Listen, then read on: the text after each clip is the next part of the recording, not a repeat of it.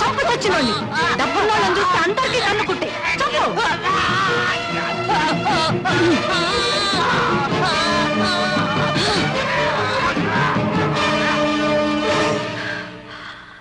చూడు పేపర్ సుబ్బారావు, నీకు నోరు దోలగా ఉంటే రాజీవ్ గాంధీని ఎవరు ఎట్టా చంపారో చెప్పుకో, విపి సింగ్ ని ఎవరు ఎట్టా దింపారో చెప్పుకో. అంతేగాని నేను దాచుకున్న 200 ఎకరాలు ఎవరెవరి పేరున బినామీగా నడుపుతున్నానో చెబితే అన్నవని కూడా చూడకుండా నీ శవాన్ని కూడా చేపల చెరువులో పారేస్తాను. గల్లీలో లొల్లి మొదలైంది తల్లి చెల్లో. అదేం పిలుపు ఆ పిచ్చవేదవ? అమ్మానో చిన్నమ్మానో పిన్నెనో పిలవలేవు. మా నాన్న మొదటి భార్య నాకేమవుతుంది? తల్లి. ఆవిడకు నువ్వేమవుతావు? చెల్లి.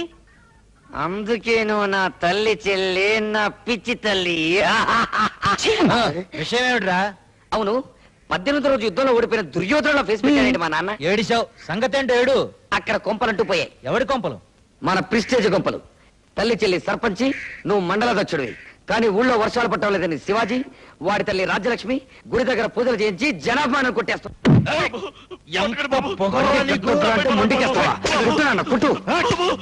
నా పెళ్ళం మాటకే ఎదురు చెబుతావురా నా యాల దొరను పట్టుకుని. దొర ఎవడికి దొర?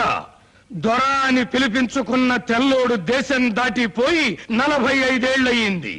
కొత్తగా దొర అని పిలిపించుకోవాలని నీకెందుకయ్యా మోజు? నువ్వు ఆగరయ్యా. పారిపోయే మనిషిని కుక్క తరుముద్ది. ఆగి వెనక్కి తిరిగి చూస్తే అక్కడే నిలబడి తోక ఊపుద్ది. నన్ను కుక్క అంటావురా? వద్దు, నువ్వు ఉన్న శర్నాకోలు దెబ్బలు కొట్టావనుకో, పాపం పేదోణ్ణి కొడుతున్నారని ఊరి జనం జాలి పడతారు.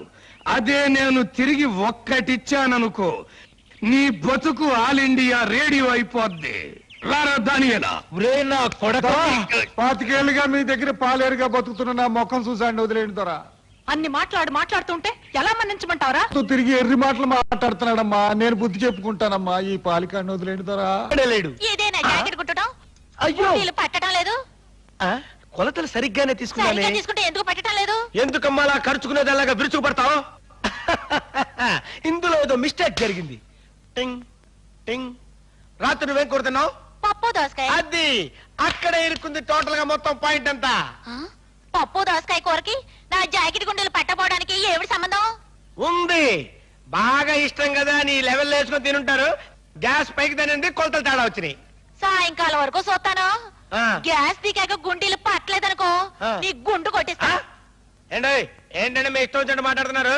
గుండు కొట్టించుకోవడానికి మాకు అవతల పెద్ద తిరుపతి, తప్పితే చిన్న తిరుపతి. ఇంట్లో బంగాళదుంపలున్నా ఉన్నాయి. అయ్యంటే మీకు ఇష్టమేనా? బాగా ఇష్టం. ఆహా, బాగా ఇష్టం కదా. ఇంత బంగాళదుంప కూడా తిన్నారనుకోండి, డబ్బులు కాసి పెరిగిపోతే పై గుండెలు పట్టుపడి పగిలిపోతాయి. వెళ్ళండి. రే చూస్తావేంట్రా? Second candidate బిలు.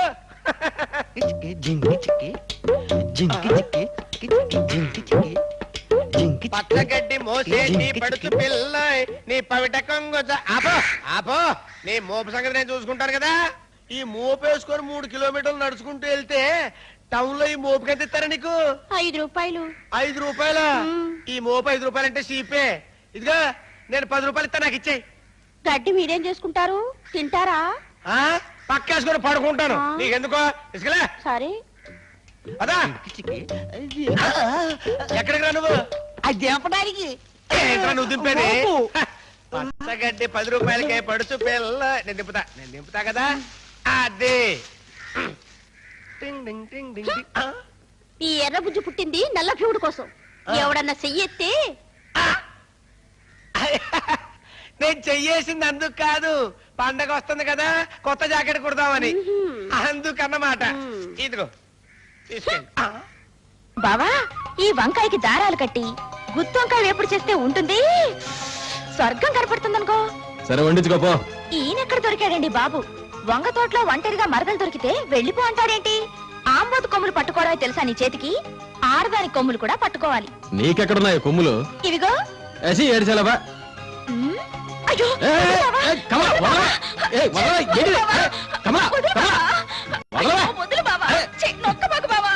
వదలమంటే అయ్యయ్యో, ఉసేయ్, ఉసేయ్, నా కొడుకు నేను చేస్తున్నావే నేనేం చేయట్లేదు అత్తయ్య. బావే నీతో పనుంది రావే అని వంగ తోటలోకి లాక్కెళ్తున్నాడు. అమ్మా నమ్మకు ఇదే వంకాయలు దొంగతనానికి వచ్చింది. అయ్యో లేదత్తయ్య, బావే నన్ను గట్టిగా మళ్ళీ ఉసే అమ్మ పుట్టిల్లు మేనమావ కెరు కానీ నీ సంగతి నాకు తెలియదు. ఇదిగో అన్నయ్య రా రా రా చూడు నీ కూతురు నా కొడుకు అమాయకుడు చేసి ఎలా ఆట పట్టిస్తుందో. దాందే ఉందిలే అమ్మా, వంగ తోట బావ మరదళ్ళు పోనీ.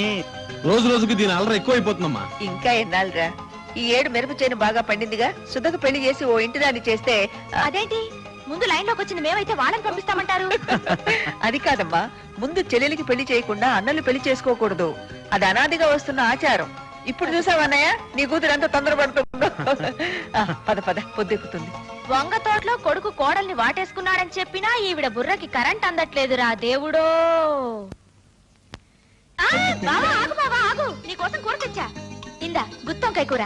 ఏమే అమ్మ చేతి వంటలు ఇప్పటి నుంచి వాడిని తినేయకుండా చేస్తావా? 20 ఏళ్ళు నీతో, ఆ పై 100 ఏళ్ళు నాతో, అంతే కదత్తమ్మా. వదినా ఇలా వంకాయ కూర లంచం పెట్టి పొట్లకాయ పచ్చడి లంచం పెట్టి కట్నం లేకుండా మా అన్నయ్యని కొట్టేద్దాం అనుకుంటున్నావా? ఆ వంకాయలు కూడా మన తోటలయ్యానే. పాపం అదెంతో కష్టపడి వాళ్ళ అమ్మను కూడా దగ్గరకు రానియకుండా ఒక్క ముక్క కూడా నాకు పెట్టకుండా నీకు తెచ్చి పెడితే ఏమిట్రా మాటలు. వంకాయ కంటే ముందు దాని గుండెకాయ ముదిరిపోతున్నట్టుందన్నయ్య. అమ్మయ్యా, నాలైన అర్థం చేసుకున్నారు, ఇక మీలైన అర్థం చేసుకుంటే మంచిది. అబ్బా ఉప్పు కషం, ఆ, వంకాయ కూర వండడం కూడా రాని పిల్ల నాకొద్దు బాబోయ్. అబద్ధం, నేను తిని చూసా. చూసావా ఎవరికి పెట్టలేదంది తనే తిందట. శబరి కూడా రావుడికి రుచి చూసే పెట్టినట్లేరా? ఎందుకని అన్నయ్య, సుధ పెళ్లితో పాటు వేళ పెళ్లి కూడా జరిపించడం మంచి. అబ్బా ఈ చర్యకు అర్థమేమిటి? దింపితే ఈ పలుగు గట్టులో దిగబడ్డట్టే నీ గుండెల్లో కూడా దిగబడుద్దా లేదా అని టెస్టింగ్ చేస్తున్నా. ఆ ఇప్పుడే ఊళ్ళోకి వెళ్లి అగ్రవర్ణాల వాళ్ళని పిలుచుకొచ్చి నిన్ను నీ గూడాన్ని చిక్ బొమ్మ అనిపిస్తాం. ఆ, ఆంబోతుల్ని ఉంచిన చేతులు రా ఇవి. మీలాంటి చీంబోతుల్ని కొట్టడం ఎంతసేపు? ఆ, ముందు పలుగు వెనక కర్ర. రేప్ చేయడం చాలా తప్పురా బామ్మర్ది. మళ్ళీ లైఫ్ లో నీ జోలికి రాని చెల్లెమ్మా. వస్తానమ్మా, వస్తాను భీముడి గారు. అబ్బా పదరా.